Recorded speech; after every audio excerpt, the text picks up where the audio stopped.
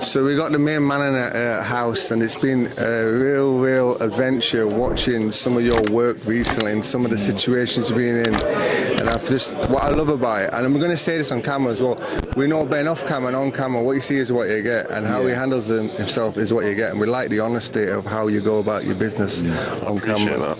Thank you. You know what I mean? Yeah, it's been a roller coaster. It's been mental, but it's been fantastic because sometimes you have to zoom out.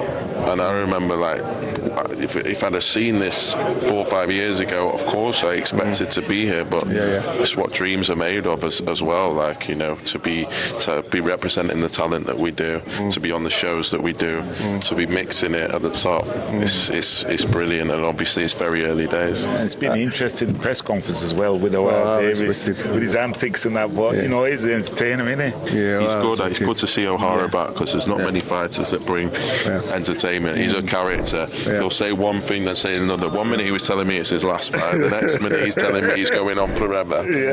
He's great, and it's a great test for Adam mentally, as well as in the ring. And I think O'Hara's a fantastic fighter. He went distance with Jack Catterall. He's lost to Josh Taylor and Jack Catterall, then lost for a world title. Like, the guy's a serious fighter with big punch power, rangy, awkward.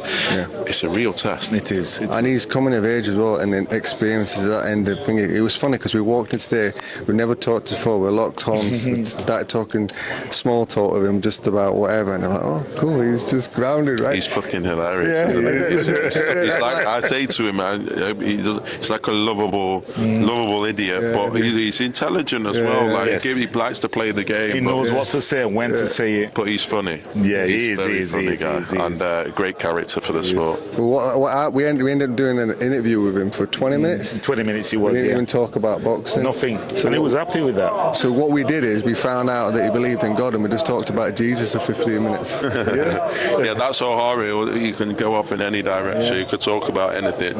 But as much as he won't admit it, he knows this is a big fight for him. Massive fight for his career. He knows how serious it is anyway. Absolutely. And this is just a cover-up, I think. 100%. And I hope Adam knows. I'm going to speak to him after. He's like, do not be fooled. I've spoke to him off camera. He's telling me he's going to win. He's had trained extremely hard, and he's always trained well throughout his career.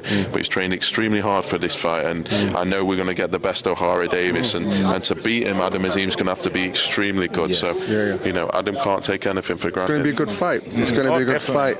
And while we got you in front of the camera, that Bivol press conference, you was the only person who didn't get called out by Chris Huber. How did you feel not getting called out? To be honest, I thought it was worse. I was thinking, what my relationship's going to be like now. No, it was, to be honest, with Chris, I've known to expect the unexpected. He always steals the show. Yes. I mean, look at last Saturday, we had Bibble Better Be Here from Morley Clark, and yet everyone's talking about Chris Eubank Jr. He is a phenomenal sponsman. He's a phenomenal character. He's very important for British boxing. He's back page, he's front page.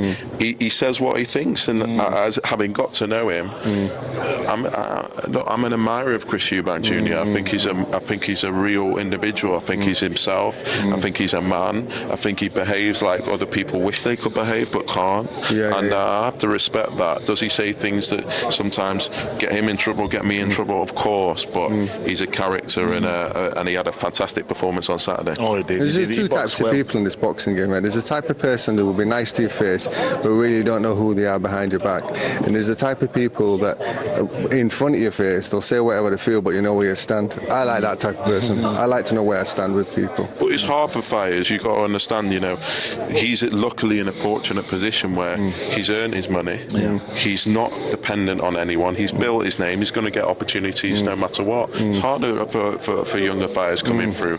They know where their bread is buttered, and sometimes that can be very intimidating for a fighter. So they can't say what they like to say.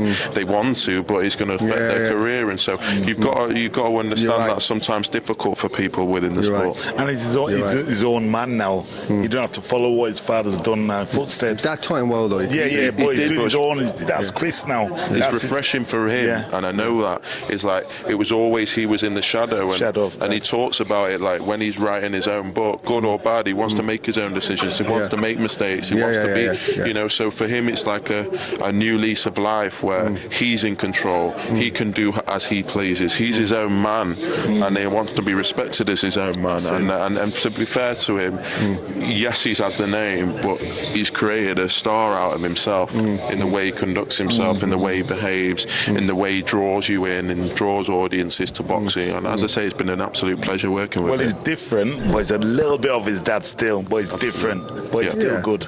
Yeah. Of course, how you're not going to be influenced by a lad like Chris Eubanks, you know, do you know what I mean? With that, we're going to let Ben go because he's got responsibilities and people taking up today. Yeah. But my guy. tune in Saturday, it's going to be good. Definitely. Thank you, bro. Take care, thank you very much. Yeah.